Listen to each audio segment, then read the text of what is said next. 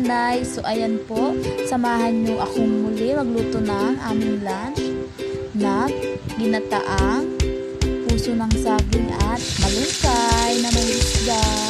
So ayan guys, samahan nyo akong muli. So ayan guys, nagluto na pala ako dyan ng isda. Ngayon, magkikisa naman tayo ng sibuyas, bawang,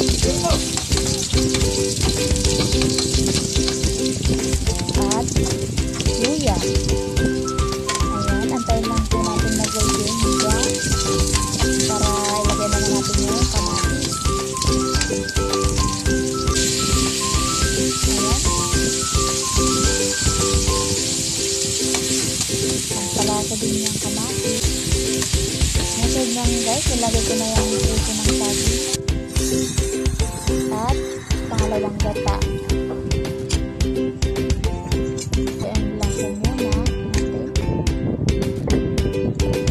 At antayin natin mag-iga. Ayan, iga na siya ngayon.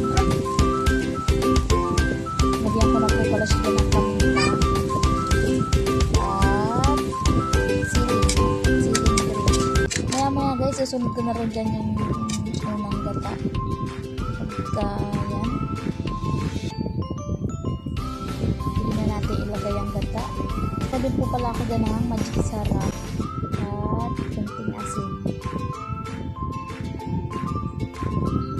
Halo-haloyan lang po muna natin para ma-mix yung ating mga nilagay na pangkalasa. So doon pala guys, ang ilalagay dyan ay ang malunggay.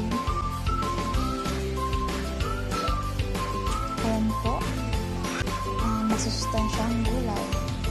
Sunod ko naman po ilalagay dyan at yung pritong isda.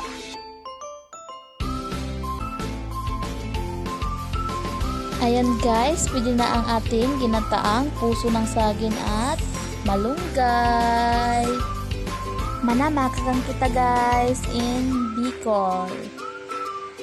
Kain na! Salamat!